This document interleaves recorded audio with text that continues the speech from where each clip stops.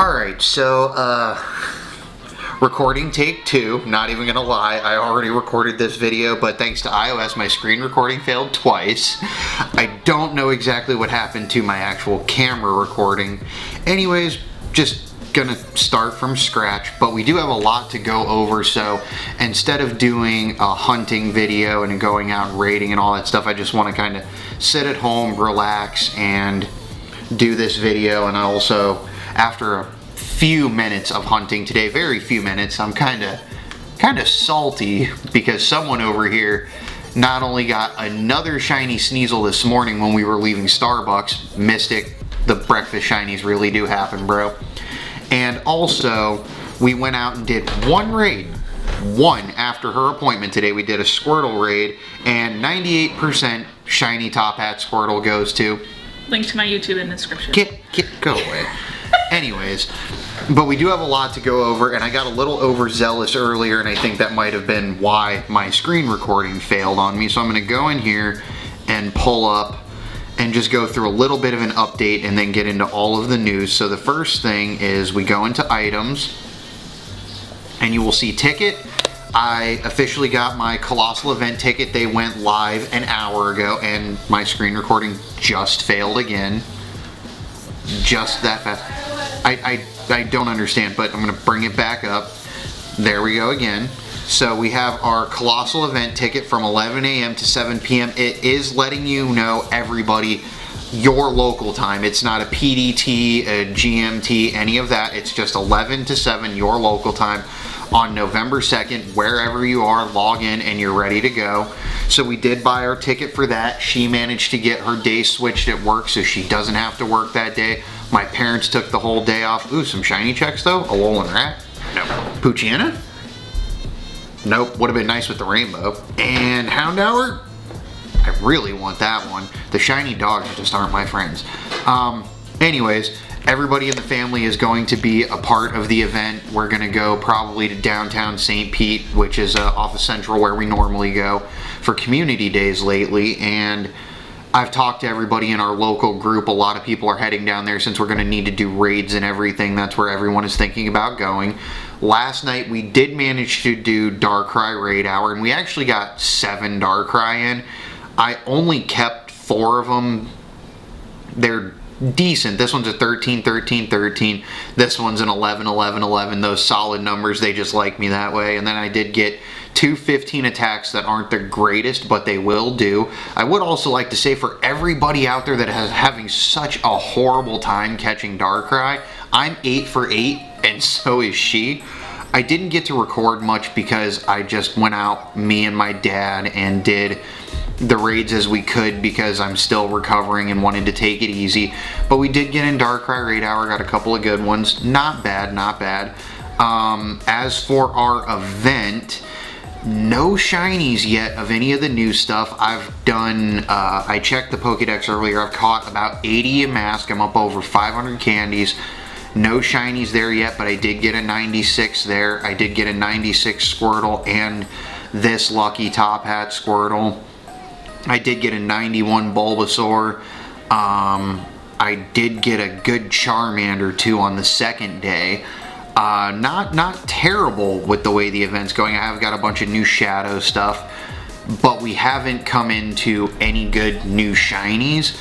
But that's going to be our Halloween update. And now the first thing I want to talk about is the Galarian Pokemon coming to Pokemon Go, which I think they're going to just be doing this as a promotion like they did Sun and Moon with the Alolans. They're doing Sword and Shield with the Galarians, which all you're currently going to have is Weezing, Zigzagoon, and Linoon.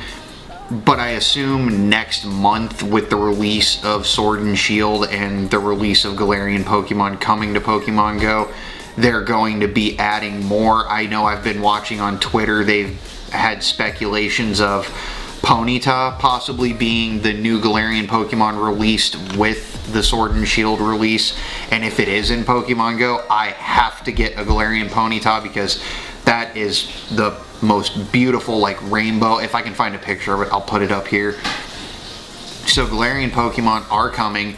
The next thing we're going to have is PvP, Go Battle, Arena, and online PvP battle system. It's definitely a lot to go over, and I'm not the biggest PvP guy, but it is something that I think is going to bring a lot of people together in this game, because got the article brought up, had to give her book, and hopefully this screen recording won't fail, but if it does I can just make a new one later. Anyways, 2020 Pokemon Go Battle. On the Pokemon Go Live website, battling has been a core part of the Pokemon universe since the very beginning, which we all know. Even when it was turn-based in the handheld system, battling was part of it. It's how you leveled up your Pokemon. It's how you got new items, rare candies. Even back then, it was just always part of the game. So when they introduced PvP, even when it was tap and swipe at first, everybody was worried it wasn't going to be the system that they wanted, and now look at it. We've got tournaments being held worldwide. Look at King. That man probably doesn't even sleep right now, because between his grind for every event and trying to get out and do new PvP battle events, I'm pretty sure he just posted up on Twitter the other day that he's putting another one together, and him and Nick, you know, hosting them. It's absolutely amazing. So now what they're going to be doing, from what I've been able to gather from this, as you can see, it says, where to go?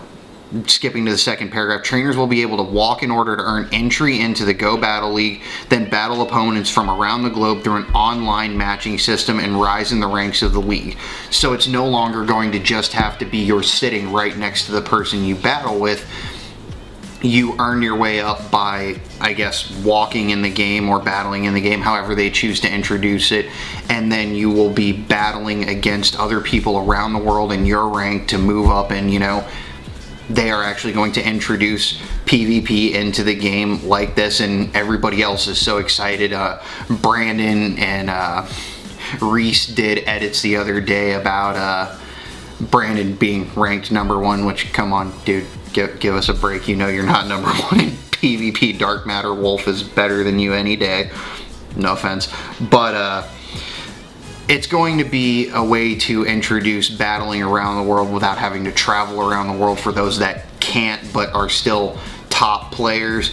And also it's a possibility of introducing Pokemon Go into an actual esport, which I think would be really cool, and a way to bring this game even further than it's already gone. And that's pretty much it for the PvP thing. And honestly, with them introducing this in 2020, I think I'm going to start practicing on PvP. So if any of you around here watching this are any good at this, or you are great friends with me at least, maybe we could start practicing. King, I'm going to make you add me back. Oh yeah, Ultra Friends.